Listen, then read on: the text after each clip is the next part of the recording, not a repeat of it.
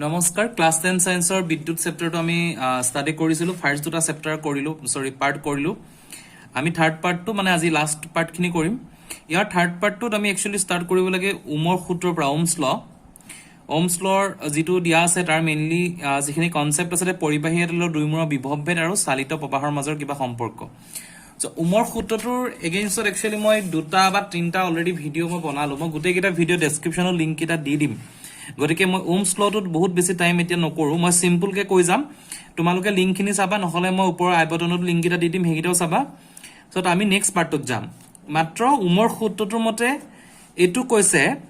যে কোনো ধাতুৰ তাৰৰ মাজেৰে চালিত প্ৰবাহ আই যদি প্ৰবাহটো কাৰেন্টটো আই আৰু ইয়াৰ দুইমূৰৰ বিভৱভেদৰ মাজৰ সম্পৰ্কটো উলিয়াইছে মানে কাৰেন্টটো আই লৈছে আৰু দুটা মূৰৰ বিভৱভেদৰ মাজটো আমি অলৰেডি দেখাই আছো ওমৰ সূত্ৰটো একচুয়ালি এইখিনি পৰা ষ্টাৰ্ট হৈছে যে উষ্ণতা স্থিৰ থকা অৱস্থাত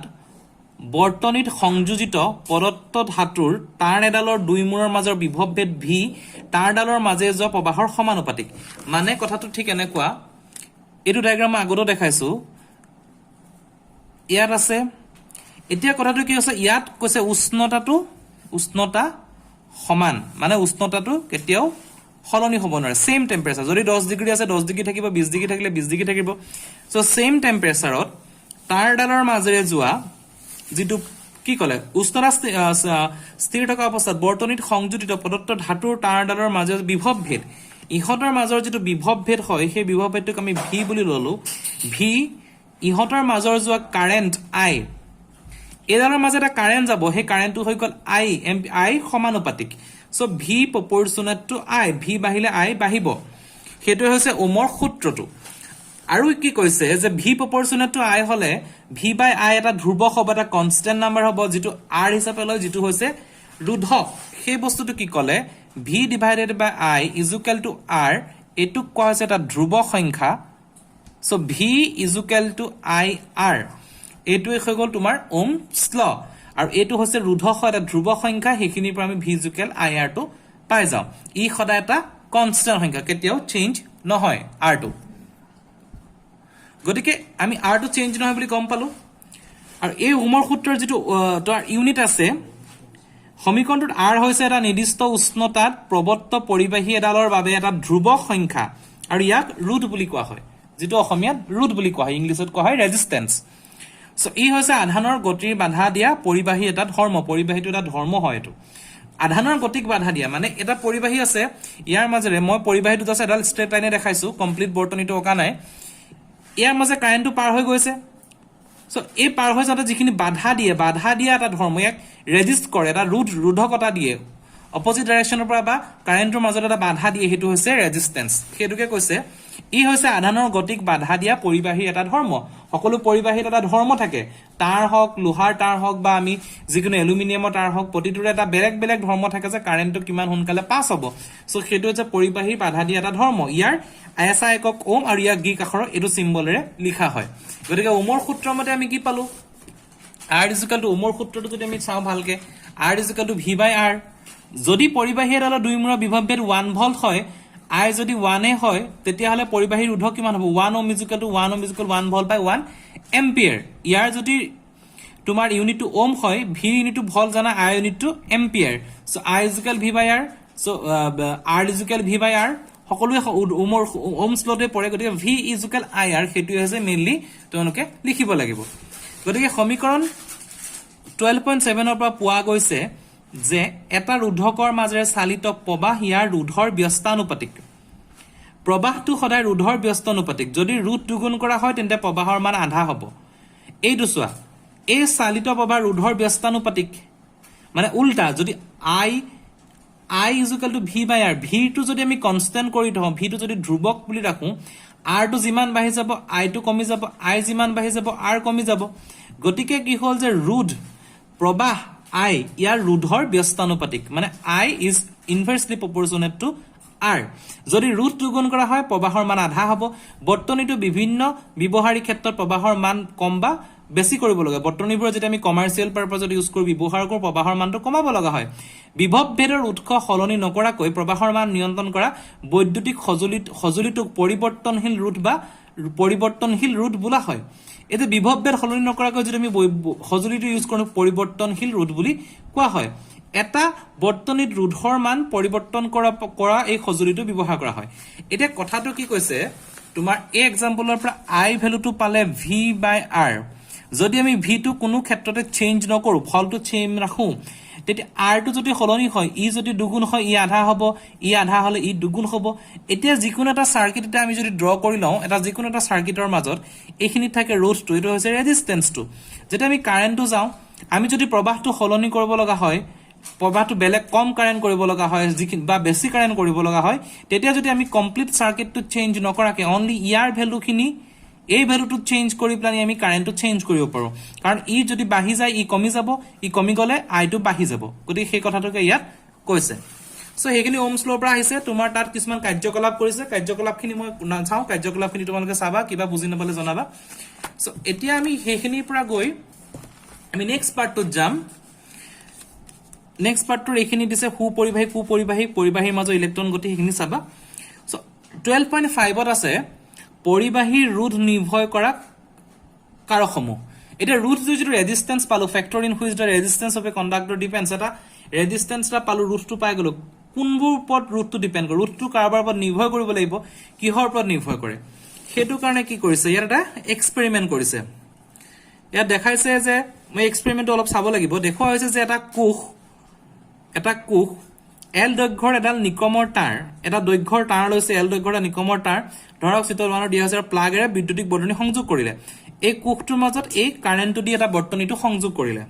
এতিয়া চাবিটো প্লাগ বন্ধ কৰা হল এমিটাৰ প্ৰবাহ পাত লোৱা হল এতিয়া ইয়াত কি কৰিছিল তাঁৰডালৰ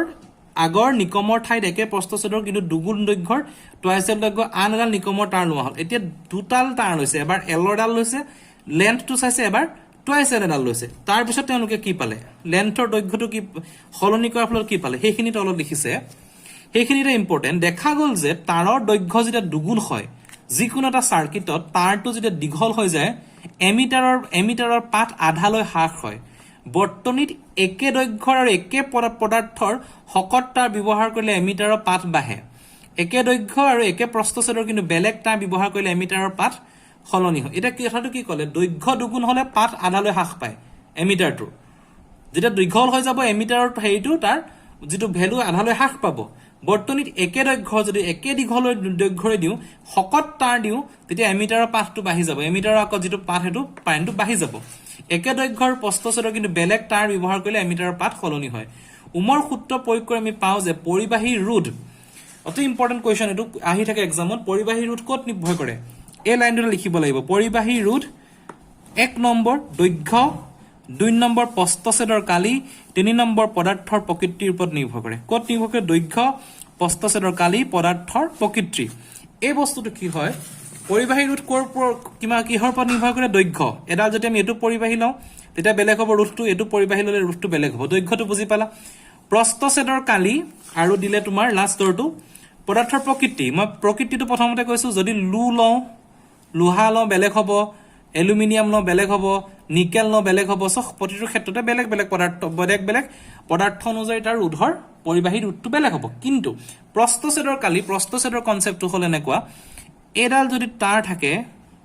এডাল তাঁৰ এইখিনি হৈ গৈছে তাঁৰটোৰ প্ৰস্থচ্ছেদ এইখিনি প্ৰস্থচ্ছেদ গতি প্ৰস্থচ্ছেদৰ কালি মানে এই এনেকে ধৰি গোটেই পৰ্চনটোৰ কালি যদি এইটোৰ যেটো ৰোধ হ'ব এইটো ৰোধটো অবভিয়াসলি বেলেগ হ'ব ইয়াৰ ৰোধটো বেলেগ হ'ব ঠিক তেনেকে তোমাৰ এইটো ৰোধৰো বেলেগ হ'ব কাৰণ এহাতৰ প্ৰস্থচ্ছেদৰ কালি বেলেগ ইয়াৰ দীৰ্ঘটোৰ কথা নাহে এইখিতে প্ৰস্থচ্ছেদৰ কালিটোৰ কথা আহি গল এই তিনটা বস্তুৰ ওপৰত নিৰ্ভৰ কৰিব এইটো হৈছে দৈৰ্ঘ্য পৰিবাহী ৰোধ কিহৰ ওপৰত নিৰ্ভৰ কৰে দৈৰ্ঘ্য পদাৰ্থটোৰ কেনেকুৱা পদাৰ্থ ইউজ কৰিছে আৰু প্ৰস্থচ্ছেদৰ কালি সেইকেইটা ইয়াত লিখিছে সঠিক জোখমাখৰ পৰা দেখা যায় যে সুষম ধাতুৰ তাঁৰ ৰোধ ইয়াৰ দৈৰ্ঘ্য এলৰ সমানুপাতিক R is proportionate to L ৰোধ এলৰ সমানুপাতিক আৰু প্ৰস্থচ্ছেদৰ ব্যস্ত অনুপাতিক এটো কোৱেশ্চন মই অলৰেডি কৰাইছো এটা এক্সামত তোমাৰ এক্সাম্পল আছিল এটা R টো যেটো দিছে ৰোধ দৈৰ্ঘ্যৰ সমানুপাতিক মানে এইটো দীঘলটো বাঢ়ি গলে ৰোধটো বাঢ়ি যাব কিন্তু R টো দিছে প্ৰস্থচ্ছেদৰ ব্যস্ত অনুপাতিক যিমানে বস্তু ডাঙৰ হৈ গল শকত হৈ গল সিমানে R টো তোমাৰ এইটো যদি বাঢ়ি যায় এইটো কমি যাব মানে শকত হৈ গ'লে আৰটো কমি যাব লেন্থ বাঢ়িলে আৰ বাঢ়িব আৰ বাঢ়িলে লেন্থটো বাঢ়িব এ বাঢ়িলে আৰটো কমিব আৰটো বাঢ়িলে এটো কমিব সো এই দুটা কনসেপ্টৰ উলিয়ালে যেতিয়া আমি আৰৰ দুটা কনসেপ্ট পালো তেতিয়া আমি কি পালো আৰ প্ৰপৰচনেট টু এল বাই এ লিখিব পাৰো আমি এইখিনি লিখিব পাৰো কাৰণ লেন্থ আৰু প্ৰস্থছেদ ইয়াৰ এলুমিনিয়াম পদাৰ্থটোৰ বিষয়তে অহা নাই লেন্থ আৰু প্ৰস্থছেদ যেতিয়া আমি লিখিলো পৰিভাষাটোত তেতিয়া কি আহিলে এল বাই এ সো এইখিনিৰ পৰা কি হৈছে r is proportionate to l by a r is proportionate to l by a hall r is equal to rho l by a হয় rho হৈছে এটা সমানুপাতিক ধ্ৰুৱক ইয়াৰ পৰিবাহীৰ ৰোধকতা বুলি কোৱা হয় এসা একক হৈছে ওম এতিয়া আমি কি পালো r যদি তোমাৰ l by a hall r is equal to rho l by a আমি লিখিব পাৰো যেনেকৈ ধ্ৰুৱকটো লিখো সেই কনসেপ্টটো এনেকৈ লিখিব পাৰো r is equal to rho l by a এই যেটো বস্তুটো লিখিছে rho হেটোৰ বিষয়ে আমি যাম এটো ইম্পৰ্টেন্ট কোৱেশ্চন আহি থাকে rho হৈছে এটা সমানুপাতিক ধ্ৰুৱক ইয়াক পৰিবাহী পদাৰ্থৰ ৰোধকতা বুলি কোৱা হয় ৰোধকতাৰ এসা একক হৈছে ওম ই পদাৰ্থটাৰ বৈশিষ্ট্যমূলক ধৰ্ম ধাতু বা সংকৰ এলয়ৰ ৰোধকতা অতি কম যিখিনি ধাতু থাকে বা সংকৰ ধাতু কি পঢ়িছা ৰোধকতাটো কম থাকে ইয়াৰ পৰিখৰ 10 to the power -8 ওম পৰা 10 to the power -6 ওম ইহত বিদ্যুতৰ সুপৰিবাহী এই যে ধাতুবোৰৰ ৰোধকতা কম কাৰণে বিদ্যুতৰ সুপৰিবাহী এহেতৰ ৰোধকতাটো কম হয় যিমান কম ৰোধ হ'ব কাৰেন্টটো সিমান সোনকালে গুচি যাব গতিকে বিদ্যুতৰ সুপৰিবাহী ৰবৰ বা কাঁচৰ অপৰিবাহী বিলাকৰ ৰোধকতা পৰিখৰ 10 to the power 12 ওমৰ পৰা 10 to the power 17 ওম বহুত বেছি গতিকে পদাৰ্থৰ এহেতি অপৰিবাহী হৈ পৰিলে এটা কথাটো কি ক'লে তোমাৰ এই যেটো rho আছে rho is equal to আমি কি পাম যদি অকল rho টো ক্যালকুলেট কৰো rho is equal to পাম r a by l পালো এটো তুমি rho এর ভ্যালু পালো rho is equal to r a by l যাৰ ইয়াৰ ভ্যালুটো কম থাকে যাৰ এটো ভ্যালু কম থাকে এটো যেতিয়া কমি যাব এটো কম থাকিব এৰিয়াও কম থাকিব ৰেজিস্ট্যান্সও কম থাকিব কাৰণ ইগিটা ইয়াৰ লগত প্ৰপৰচনেল অকল লেন্থটোৱে হয়তো এফেক্ট কৰিব সো এনেকুৱা ক্ষেত্ৰত কি হয় এই যদি বহুত কম থাকে 10 to the power -8 10 to the power -6 value থাকে এটো জাস্ট সিম্পল এডাল তার হ'ব লোহাৰৰ তার হল এটো যদি 10 to the power -10 to the power 12 হত যায় 10 to the power 14 হত যায় এহেতি কি কৰিব এটা তোমাৰ কমপ্লিটলি ৰবৰ জাতীয় এটা পদাৰ্থ গঠন হ'ব কাৰণ ইহতৰ ৰোধকতাটো বাঢ়ি যাব আৰু অপৰিবাহী হ'ব গতিকে ধাতুৰ পৰিবাহী অপৰিবাহী এখিনিৰ ওপৰত নিৰ্ভৰ কৰে এখন টেবুল আছে টেবুলটো চালে গম পাবা আৰু এটা নিউমেৰিকেলছ আছে মই নিউমেৰিকেলছ খিনি চেপ্টাৰটোৰ এক্সট্ৰাকে কৰিম নিউমেৰিকেলছ যদি যাও তেতিয়া আমাৰ টাইম বহুত লাগি যাব চেপ্টাৰটো কমপ্লিট কৰিবলৈ নিউমেৰিকেলছৰ কাৰণে মই এক্সট্ৰা এটা ভিডিও বনাম যেনেকৈ মই লাইট আৰু তোমাৰ চকুৰ চেপ্টাৰৰ কাৰণে কৰিছিলো এটা নেক্সট কি ক'লে যে ৰোধক প্ৰণালীৰ ৰোধ এই যে ৰোধক প্ৰণালী থাকে হেতু ৰোধটো কিমান আগৰ অনুচ্ছেদবোৰ আমি কিছুমান সৰল বৈদ্যুতিক বৰ্তনীৰ বিষয় শিকিলো এডাল পৰিবাহীৰ মাজেৰে যোৱা বৈদ্যুত প্ৰবাহ ইয়াৰ ৰোধ আৰু দুই মূৰৰ মাজৰ বিভৱভেদৰ ওপৰত কেনেদৰে নিৰ্ভৰ কৰে হেয়াও লক্ষ্য কৰিলো বিভিন্ন বৈদ্যুতিক সঁজুলি আমি প্ৰায় ৰোধকৰ বিভিন্ন সজ্জা ব্যৱহাৰ কৰো সেইবাবে এতিয়া আমি ৰোধৰ সজ্জাত কেনেদৰে ওমৰ সূত্ৰ প্ৰয়োগ কৰিব পাৰি মন কৰো এতিয়া বৈদ্যুতিক ৰোধক প্ৰণালীৰ যিটো ৰোধ থাকে তাত দুটা টাইপৰ থাকে আৰু ৰোধকখিনি ধৰিলো আমি R1 R2 R3 R4 এনেকৈ যিমানটাল আমি ৰোধক ল'ব পাৰো এহেতৰ যিটো সংযোজিত সজ্জা থাকে এনে অৱস্থাত প্ৰথমতে এটা সজ্জা থাকে হেতু হৈছে শ্ৰেণীবদ্ধ সজ্জা আৰু এটা সমান্তৰাল সজ্জা এটো মই ডায়াগ্ৰামটোতে দেখাইছো চাই যোৱা এইটো এটা বৈদ্যুতিক বৰ্ধনী ইয়াত কি কৰিছে ইহেতি এটো R1 R2 R3 শ্ৰেণীবদ্ধ মানে এটাৰ পৰা নেক্সট টুৰ পৰা নেক্সট টু এটা শ্ৰেণী ওয়াইজ গৈছে এটো সিৰিয়াল তোমাৰ এটা কানেকশন হৈছে সিৰিজ কানেকশন সৰি ইমানত দিছে ৰোধকৰ এটা সজ্জা দেখুৱা হৈছে যত ৰোধকটোৰ একেদৰে একেলগে এ আৰু বি বিন্দুৰ মাজত সংযোগ কৰা হৈছে এ আৰু তোমাৰ বি বিন্দুৰ মাজত সংযোগ কৰা হৈছে এনে অৱস্থাত ৰোধক কেইটাৰ সমান্তৰালভাৱে সংযোজিত বুলি কোৱা হয় এইটো 12 পইণ্ট বিয়াত এইটো সমান্তৰাল সংযোজিত এইটো শ্ৰেণীবদ্ধ সংযোজিত বুলি কৈছে 12 এইটো 12.6 শ্ৰেণীবদ্ধ সংযোজিত R1 R2 R3 এইটা শ্ৰেণীবদ্ধভাৱে সংযোজিত কৰিলে এটা বেটাৰীৰ পৰা এনেকৈ সংযোজিত কৰিলে এই ডায়াগ্ৰামটো 12.7 ত দিছে যে দেখুৱা যে ৰোধক কেইটা একেলগে এ আৰু বি বিন্দুৰ মাজত সংযোগ কৰা হৈছে এ আৰু বি বিন্দুৰ মাজত এনে অৱস্থাত ৰোধক কেইটা সমান্তৰালভাৱে সংযোজিত সমান্তৰাল কি R1 R2 R3 হৈছে সমান্তৰাল ৰেখাবোৰ এনেকৈ থাকে গতিকে ইয়াত এটা আমি সমান্তৰাল যে কেতিয়াও ইটো হেতু লগ নহয় সমান্তৰালৰ কনসেপ্টটো এই ৰোধকটো সমান্তৰাল সজ্জা গতিকে এহেতৰ মাজত এটা ভল থাকিব এটা মনত ৰাখিবা দুইটাৰ মাজত এটা ভল থাকিব ৰোধকটোৰ মাজত এটা ভিএ লিখা থাকিব সো এতিয়া সমান্তৰাল আৰু আমি শ্ৰেণীবদ্ধ সজ্জা কি হয় উদাহৰণ দি বুজাই দিয়া বা ছবি আঁকি বুজাই দিয়া হলে এইকেইটা তুমি লিখিব লাগিব ইয়াত কি ক'লে যে শ্ৰেণীবদ্ধ সজ্জাত ৰোধক যেটো আমি এইটো সজ্জাত যাম ইয়াৰ ৰোধকৰ কনসেপ্টটো কি কেবাটাও বৰ্তনী একেলগে শ্ৰেণীবদ্ধভাৱে সংযোগ কৰিলে প্ৰবাহৰ মান কি হ'ব সিম্পল হয় ভালকে চাবা বুজি পাবা হিহতৰ সমতুল কৰা হয় তলৰ কাৰ্যকলাপ এই কাৰ্যকলাপখিনি আছে খিনি কৰিবা মই ডাইৰেক্ট এক্সপ্লেনেশ্যনত যাম এই দিছে যে যেতিয়া তুমি এটা বস্তু শ্ৰেণীবদ্ধ সংযোগ কৰিবা ইহতৰ কনসেপ্টটো সদায় ভি থাকিব বিভৱ বেদ ভি2 v1 v2 v3 ৰ যোগফলৰ সমান হ'ব এই ডায়াগ্ৰামটো চালে গম পাবা ঠিক মই এটো একদম সিম্পল কে ওয়েট তোমাক দেখাইছো এটো শ্ৰেণীবদ্ধ সজ্জা r1 r2 r3 তাৰপিছত এইখিনি আমাৰ লাগিব এক্সট্ৰা যি লাগে কি লাগিব তোমাৰ এক্সট্ৰা আমি ডায়াগ্ৰামখিনি আঁকিলো এইটো বৰ এক্সট্ৰা কথা সো এইখিনি হৈছে শ্ৰেণীবদ্ধ সজ্জা এতিয়া চাবা ইয়াত কি হৈছে নৰমালি ডায়াগ্ৰামটোৰ কমপ্লিটলি এটা ভিউ আছে ভি হল যেটো বিভৱ ভেদ ভলটো এটা ইয়াত যেটো এটা ৰেজিস্ট্যান্সৰ এগেইনষ্টত প্ৰতিটো ৰেজিস্ট্যান্সৰ এগেইনষ্টত এটা বিভৱ ভল থাকে ইয়াত এটা v1 থাকে ইয়াত এটা v2 থাকে ইয়াত এটা v3 থাকে সিৰিয়ালি সংযোগ হোৱাৰ কাৰণে এহেতৰ কনসেপ্টটো হৈ গল v v1 v2 v3 আমি অলৰেডি পাইছো v ir গতিকে আমি v লিখিব পাৰো যদি আমি জেনাৰেলাইজ কৰি ফৰ্মটো লিখো v যদি আমি কি লিখিব পাৰো যে v তোমাৰ ir গতিকে v ir লিখিলো কি থাকিলে আমাৰ v1 v2 v3 থাকিলে ইয়াৰ পৰা ir লিখিলো ঠিক আছে এতিয়া আমি ইয়াত কি লিখিব পাৰো ইয়াৰ প্ৰথমটোৰ কাৰণে i কাৰেন্টটো ইয়াত স্থিৰ থাকিব গতিকে i r1 i r2 i r3 হল ইয়াৰ পৰা i r থাকিলে ইয়াত i আহি গল r1 r2 r3 hall i cancel যদি লিখো single capital r r1 r2 r3 এটো হৈছে শ্ৰেণীবদ্ধ সজ্জাৰ তোমাৰ ৰোধকটো সেই কথাখিনিকে ইয়াত লিখিছে v v1 v2 v3 যেটো শ্ৰেণীবদ্ধ সংযোগ কৰা হল গতিকে v ir তো বুজি পাইছা সো এই ir ৰ পৰা ইয়াত লিখিছে v ir1 v ir2 v ir3 যোগ কৰিলে rs টোটাল যেটো ৰোধকতা হয় r1 r2 r3 তোমালোকে মনত এটো বস্তু ৰাখিব লাগিব শ্ৰেণীবদ্ধ সজ্জাত তোমাৰ rs r1 r2 r3 হ'ব যেটো শ্ৰেণীবদ্ধ সজ্জা নিউমেৰিকেলছ আছে নিউমেৰিকেলছৰ কাৰণে মই এক্সট্ৰা ভিডিও দিম চেপ্টাৰটো গতিকে এইখিনি লৈকে তুমি শ্ৰেণীবদ্ধ সজ্জা বুজিলা সমান্তৰাল সজ্জাত কি হয় এই যেটো ডায়াগ্ৰাম সমান্তৰালৰ কি হয় তোমাৰ বেটাৰীটো এইটো সমান্তৰাল সজ্জাত কি হয়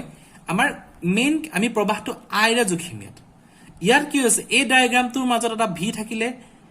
হল এইখিনি r1 r2 r3 ইয়াত i i1 i2 r3 হল মুঠ পাবা i সজ্জাটোৰ প্ৰতিটো শাখাৰ মাজে যোৱা প্ৰবাহৰ যোগফলৰ সমান যেটো একিটা সমান্তৰাল হৈছে গতিকে কাৰেন্টটো আমাৰ ইম্পৰ্ট ইয়াত ফাৰ্স্ট প্ৰিফাৰেন্সত আহি যাব সো i যদি আমি i1 r2 r2 লিখো v কিমান পাই আছিল i কিমান v rp total so i1 v r1 i2 v r2 i3 v r3 value put কৰিলে 1 r 1 r1 1 r2 1 r3 এটো হৈ গৈছে সমান্তৰাল সজ্জাৰ ফৰ্মুলা সো আমি কি পালো শ্ৰেণীবদ্ধ সজ্জাত v ir ত কৰিব লাগিব সমান্তৰাল সজ্জাত i v r কৰিব লাগিব হেকিটা মনত কৰিবা সো হেনেকে তোমাৰ শ্ৰেণীবদ্ধ আৰু সমান্তৰাল সজ্জাটো পায় ভৱিষ্যতে যেতিয়া আমি পঢ়িবা তাত আৰু এক্সট্ৰা পঢ়িবলৈ পাবা সো এইখিনি নিউমেৰিকেলছ আছে নিউমেৰিকেলছ খিনি কৰিম এতিয়া ইয়াত কি ক'লে এইখিনি ইম্পৰ্টেন্ট টপিক হয়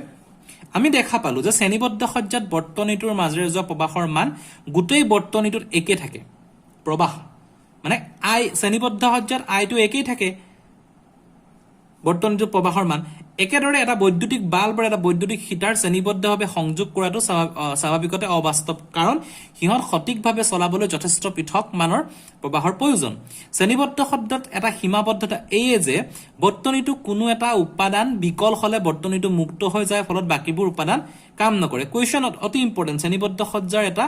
ড্ৰবেক এটা সীমাবদ্ধতা কি এটা উপাদান কাম হলে গোটেই বৰ্তনীটো গুচি যায় কেতিয়াবা কোনোবা উৎসৱ বিয়া আদি ঘৰৰ অলংকৰণৰ বাবে নাচি থাকোতে চাকি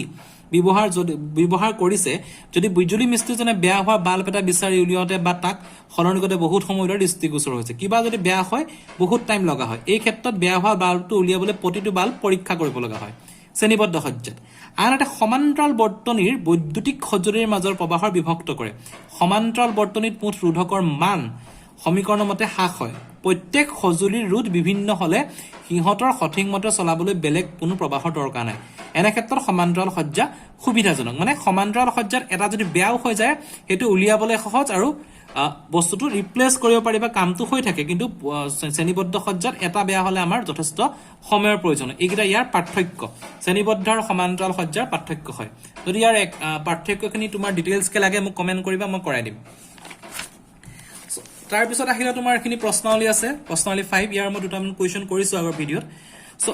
আৰু নেক্সট তোমালোকৰ পাৰ্ট আছে 12.7 বিদ্যুৎ তাপীয় ক্ৰিয়া যেহেতু এবাৰ সিলেবাসত তোমালোকৰ এইখিনিলৈকে লাষ্ট গতিকে মই এই পাৰ্টটো আৰু নপঢ়াও এইখিনিৰ ওপৰত অংক কৰা আছিল গতিকে বিদ্যুৎ চেপ্টাৰটো 2021 ৰ এছএছএলসি এক্সামৰ কাৰণে অলৰেডি ইমানখিনি মই নিউমেৰিকেলছ খিনি কৰাই দিম আৰু যদি কিবা ডাউট থাকে মোক সুধিবা আৰু মই যেটো ভিডিঅৰ কথা কলো ওমছ লৰ ওপৰত মোৰ দুটা ভিডিঅ আছে গতিকে মই ওমছ ল